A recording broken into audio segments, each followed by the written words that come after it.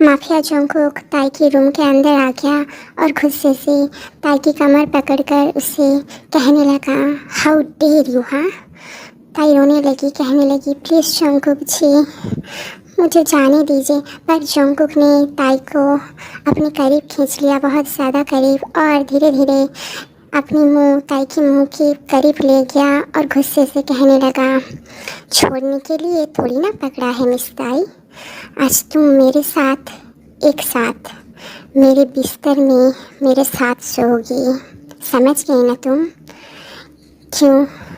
क्योंकि मुझे तुम्हारे साथ फिर से रोमांस करना है, समझ गई ना तुम? ताई रोते हुए कहने लगी, आई कैन नॉट, मेरी तबीयत ठीक नहीं है, प्लीज़ मुझे जाने दीजिए। आपने कुछ देर पहले ही मेरे साथ ज़बरदस्ती रोमांस किया था, प्लीज़ छोड़ दीजिए मुझे।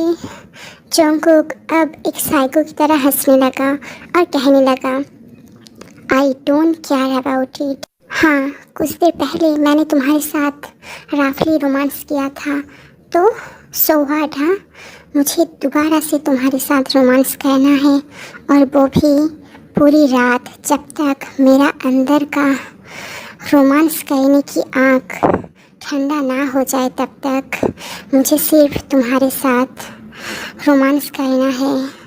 मुझे तो सिर्फ तुम्हारे साथ सोने से मतलब है। आई डोंट केयर कि तुम्हारी तबीयत ठीक है या फिर नहीं, समझ गई ना तुम मिस ताई? मैं सिर्फ थोड़ी सी एंजॉय करना चाहता हूँ।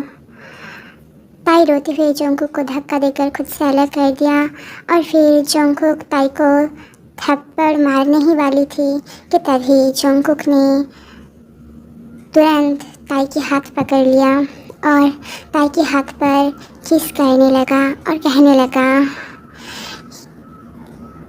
Don't dare to do it baby girl.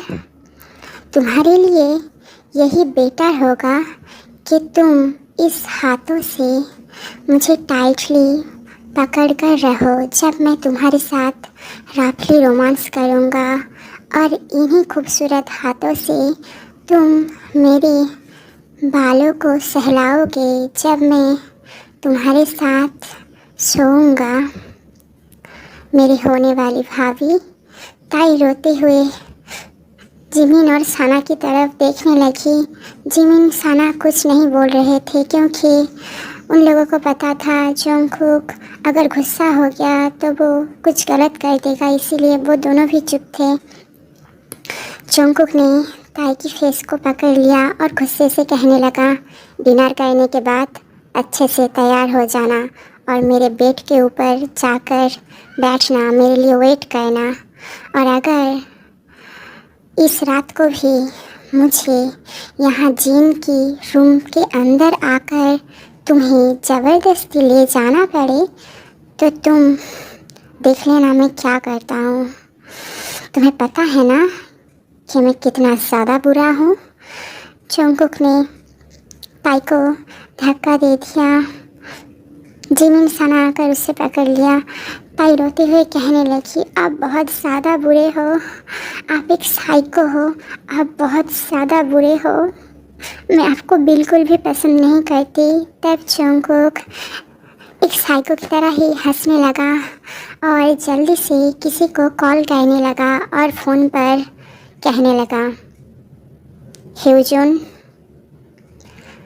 तुम देखो जिन कहाँ पर है, और तुम उसे जहाँ भी देखोगे उसे देखने के बाद डायरेक्टली उसे, इससे पहले कि जंगकुक अपनी बात ख़त्म करे, ताई समझ गई थी कि जंगकुक क्या कहने वाला है। ताई जल्दी से जाकर जंगकुक की पैर पकड़ लेती है और रोने लगती है, कहने लगती है, प्लीज़ प्लीज़ जंगकुक जी, जिन को कुछ मत कीजिए, मैं वही करूँगा जो आप कहेंगे, प्लीज़ प्लीज़ जिन को छोड़ दीजिए, मैं जिन से बहुत ज़्यादा प्यार करता हूँ, प्लीज़ जिन को छोड़ दीजिए, मैं सब कुछ सह लूँगा जो भी आप मेरे साथ करोगे, प्लीज़ जिन को जाने दो।